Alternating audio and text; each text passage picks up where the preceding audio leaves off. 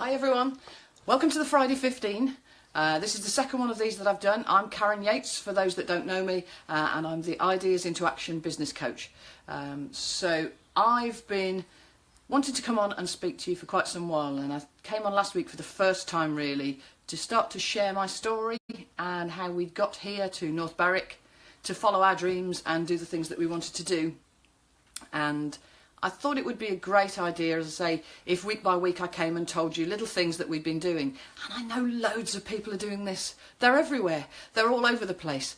And it makes you think when you start to do this sort of thing, you know, why will I stand out? What's different about me? Why would anybody want to listen to the message I've got? And that's why this week's message from me actually is all about the why. Because as I've been working over the last 4 years in particular, I've been thinking about this more and more. I've had to examine what I do and why I do it, and I've had to think really long and hard about what I wanted to do next and why I would want to do that. And when I think about that, as I say, it's been a struggle of a journey in a way, because it was a momentous change to make. Last week I told you about moving mountains, and the fact that we had planned a vision for ourselves. We had got a view of what life should be like and what we wanted to do, and we talked about and resolved in our own minds what our why was for doing this. And we were in effect moving mountains. We were moving from the top of Peak 1, where I'd got, you know, a brilliant life really, doing the things that I had sculpted out for myself in my own business, on my own terms. We had our house in Staffordshire. We had our place in Cornwall to go and visit. I had a relatively, you know, very comfortable, relatively easy life. I worked hard, but I did something I loved, so it didn't really feel that much like working. So why change all of that? So why has been a big word in my mind for the last 8 years, since that momentous occasion in 2010 certainly, when everything changed on that turn of a sixpence that I talked about last week. So what I thought I'd talk to you about today was just the why that we had, and some of the things that it's taught me along the way really. When you start to examine it, everything starts with a why. Everything that's created, everything you do, everything anybody does starts somewhere with somebody having a why, having a reason for doing that is strong enough to make them push through and try and achieve whatever it is, even when sometimes it seems completely insurmountable because it's a brand new thing they're doing that nobody's ever done before. So why is a huge word just for those 3 little letters. Simon Sinek says working hard for something that you don't care about is a stress, but working hard for something that you love is called passion. And we hear a lot about people striving to find their passion, to be passionate about things, and that might be the thing that makes them stand out. Simon Sinek's all about the why. His books and his work over recent years has all been about the why and what motivates. And it's really interesting to read if you get a chance and follow what he does, because it does tell you a lot about yourself. It makes you unpack why you do things and what you're really all about, what life's all about is part of this, because why is about your purpose. So people keep telling you, don't they, when you're trying to find what it is you're going to do and how you're going to do it, they tell you to find your passion, find the thing that you love and do it. That's very easily said and not so easily done, but the sentiment we all know, I think, is correct. That's really what we want to do, is find the thing we love to do and do more of it. But the thing is, we get sort of all mixed up in then our passion being the what we do. And as I've said at the start of this, there's loads of people who will come on here and talk to you. You can find 1 million people who are on live probably at this moment talking about something quite similar to what I'm talking to you about. And they can be equally as passionate, or, you know, you can prefer them to me. And so what isn't the thing that's going to actually, 1, light up my life, and 2, get you to want to be with me and to listen to the things that I've learned along the way, and for us to learn together. That's not it then. It's not my passion, is it? Because you could get that from a number of people. The what that I'm doing is not the nub of it. The thing that is the nub of it is the why I'm doing it. That's the thing. And in your instances where you are doubting whether you're an expert in what you do, and often small business owners find themselves in a situation where you're in what's known as imposter syndrome, worrying constantly about the fact that actually you're not an expert in your field, and how will anybody take you seriously, and all of those sorts of things. If you can get away from all of that and recognise that people aren't buying your what, they're buying your why, then you start to see why you're the star in your story, and that your story becomes the thing that people want to take part in, to listen to learn from.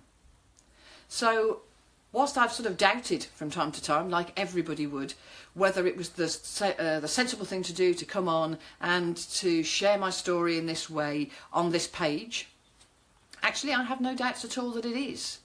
Now, 4 years into this journey that we're on, here in Scotland now, doing the thing we love, having pursued the avenues of the things that we really wanted to do and explored our why quite fully, I know this is what I want to do, and I knew that at some point this would be the thing that I would do, would be to arrive here and do this and share what we'd done and how we'd done it with you guys.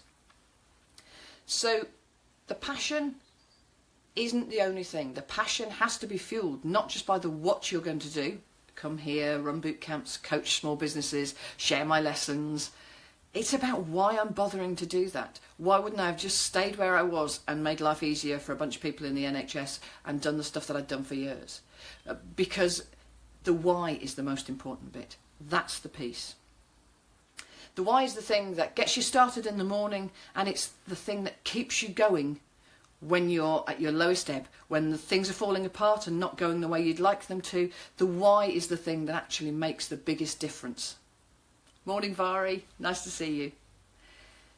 For years and years, most of you know that I've been working in public sector for 30 years, working with people in hospitals, mainly NHS, in hospitals, out in the community units, out with GPs on the ground, and with all those lovely managers who don't get any thanks for anything they do in the NHS. And I've been doing that because it was a job I fell into. That's the honesty of the first part. But why did I stay? I could have made far more if it was just about money and getting the things that I want for my family and the freedom of choice that money brings me. I could have stayed and I could have earned far more in the private sector than the public. But I stayed for 30 years working alongside public sector organisations, because actually what I liked was the ethos, the why of the people.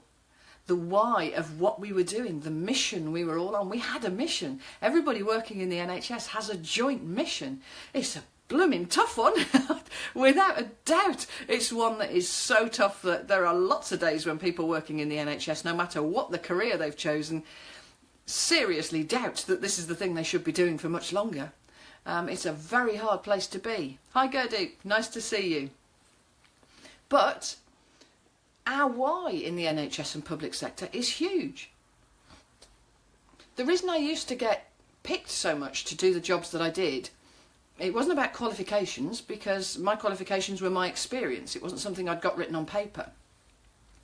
But it was because I had a slightly different way of making things happen.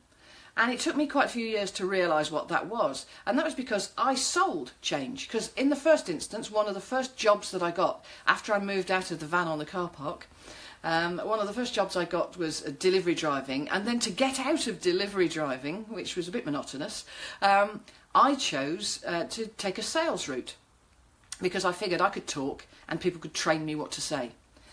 And so that sales route gave me some brilliant skills and gave me some great grounding in how and why people do things. And that, in that instance, obviously was about buying the products that I'd got to sell for people. But more than anything, it taught me about why people do things.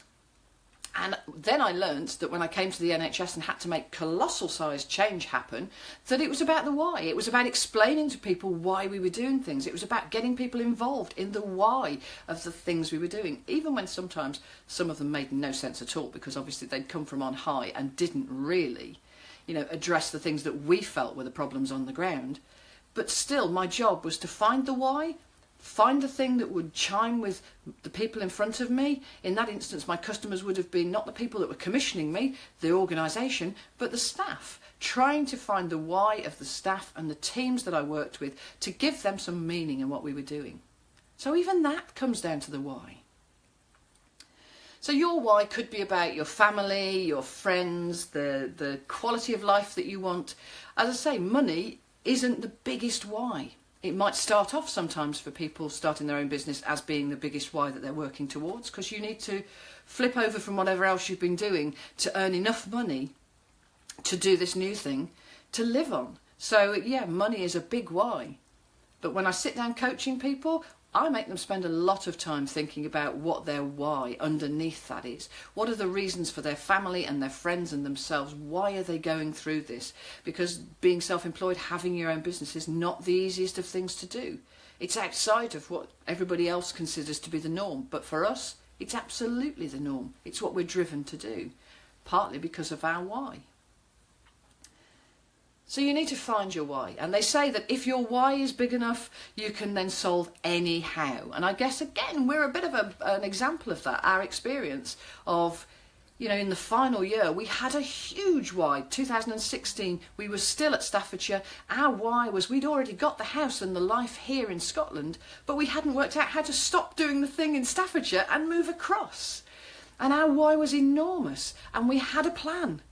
But we didn't know all of the final variables. And a good friend of mine called Rachel gave me a phrase once, which was have a plan and hold it lightly. And that's what we did. We took courage. We did our year of saying yes. We said yes to things that helped us move forward towards here because we had a big enough why. And lo and behold, we didn't know the how at the start of the year, but by the 16th of August 2016, we'd done it. We were here full time. Somehow, we managed to manoeuvre those pieces all into place to make the move happen because our why was big enough. So, I believe something that I heard from somebody about a year, 18 months ago, something like that, that our why is generally formed around one of three M's. It comes out of one of three M's. So if you're not sure what your why is, or you've never really given it any thought in any detail, now's the time to think about whether any of these resonate with you. It comes from the three M's. 1M, your mission. You might be just born with a mission, an absolute driving ambition from day one, or from the instant you leave school or university or wherever, that you have to do a certain thing, that you've got a message to tell the world and that you've got to get out there and do it. And we've all met people who've got this sort of mission in their lives, you know, and I've developed a mission over years, but mine started with one of the other M's, a mess. Mine started with a mess, didn't it? I was 19, I was at college, I thought I was working towards achieving what I wanted to do. I hadn't really found my ultimate why by any means, but I thought art, photography, teaching in that sort of field was going to be what I did. So my why started with a mess. I was homeless overnight. I had all my possessions crammed into a small car. I've managed to swap my car with the man at the pub for the van. You know, this gets more bizarre by a second, but it's definitely a mess. And I lived in a van on a car park for 5 months and grew a business from that van in that car park because I needed to live. I needed to eat. I needed to do something. So my why was very much about money. It was very much about sorting out a mess. The other M is, it's a bit like our moving mountains. It's something that grows over time. It's about a moment. Moving mountains, I told you, was spurred by a moment in time. That moment that flips on a coin. That moment on the 28th of May 2010 where everything suddenly changed perspective. Where nothing was quite the same as it was before. And at that moment, my why changed. It took the next 3 or 4 years to really turn into a proper vision of what we were doing and where we were going and what I was all about anymore. So it took a long time to find my new normal. But that was what it was. It was a moment in time. And my why grew from that moment in time. And I come back to the first one, mission. Because once I'd got my moment in time, once we'd started to move here and do what we're doing now, I realised it was my mission. Strangely enough, I then actually realised that the mission I have now was the mission that I had 10, 20 years ago when I coined a phrase with a colleague in Shropshire, which was be yourself with passion and skill. And that became the mantra around which I ran all of my services. I created all of my products when I worked with public services, no matter what it was I was doing. My mission, my thing that I thought was all about me and what I did in my business was to help other people to be themselves with passion, to do what they love, to find their strengths and work with them with passion and skill. So sometimes my job was to go in and teach them new things, to help them follow their passions and deliver whatever it was they were delivering. But my mission was to be themselves with passion and skill, to help them to do that. And by doing that, I was actually being myself with passion and skill. And it's no different now. What I realised when I started to really study this when I arrived here was that my mission is exactly the same now. That was why, sort of 18 months, 2 years ago now, I created a business page called Be Yourself with Passion and Skill. I've got 10,000 followers on that page because obviously it's a message that resonates with a lot of people. And I don't hammer a lot of business messages across that channel because they're about the wider life, be yourself with passion and skill. But if a business is what will get them to their passions and skills and get them the life that they want and fulfill their why, then I'm really happy to help them. So it's interesting, as I say, that I've used all of those 3 M's in my life to define what my message was going to be at different times. Your why is different things at different times. I now teach people here, and I work with people in my business club and on my 6-month programme. I teach them how to be themselves with passion and skill and how to take their journey in their business from unknown to expert, through being one of many in a crowded field, to standing out and becoming one of few, to being the one and only that their customers want to work with. That's all about how they stand out. And that again comes down to their why. That's the thing that makes them different to anybody else. When they're one of many, they could be anybody. I could be Carol. Do I do coaching? What's it about? Who knows? I've met her somewhere. I think I've heard about what she does. What I want to do and what you need to do in your businesses and in your life is to be distinctive. Not to be vanilla, but to stand out and to say the things that mean the most to you and to do the things that play to your why, that you know you can help people most with. So I guess I do believe in a way that there's a saying, I think, that says something like there are 2 most important days in your life, the day you're born and the day you realise why you were born. And I believe that to a degree, that I'm here to do certain things in life and that we're all here to do something specific in life. And actually, if that's about finding your why to deliver your thing, then I really do believe that that's true. I think I've found my why. I think it is about helping other people to be themselves with passion and skill, to build the life they want. I believe fundamentally, perhaps through nurture or nature, depending on whether you believe, that book given to me by my dad at 14, Think and Grow Rich, was the spur for all of this. Whether it was nurture or nature, I believe that having your own business and being self-determined is a big way to help you be yourself with passion and skill in life. It gets you the freedom of choice that you want. But whatever it is for you, even if it's not a business, even if it's following a career, as I've done in years, working in public service, or whatever it might be, your why is still a really huge factor. So whilst it might sound like jargon and it's all sounding a bit cliched these days, I would urge you to think about which one of the 3 M's does your why come out of? What is it all about for you? It is worth pursuing. Mine is now to give back to more people than I could possibly do it working in public sector. It's to do things more quickly, because public sector is a very slow change environment, and I wanted a very quick change environment where I could impact on more people more quickly and help them to find their why and do their thing and find their freedom.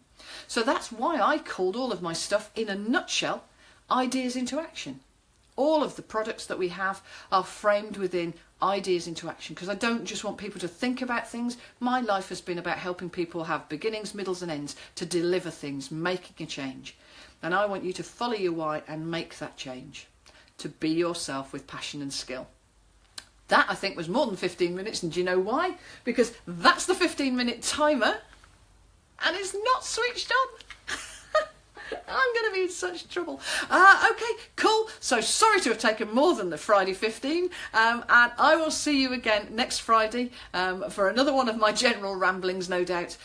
If you've liked this, please share it with other people. Please tell people about it. It is on the page, so you can share it. Please share it with your friends if you think there are any messages in this that would be useful for anyone. If anybody is interested in following what we do in business, or just being with a bunch of lovely business people, we have just under 500 people in a local group here of people who have been to our events, seen my stuff, seen me speak at various things, and who chime with the messages that we've got.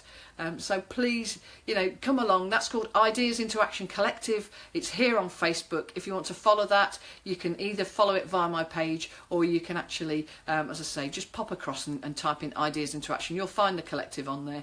Join us and spend your time doing the same things that we do, turning your ideas into action. Be yourself with passion and skill, and have a great week. Thanks, Gurdeep. Bye.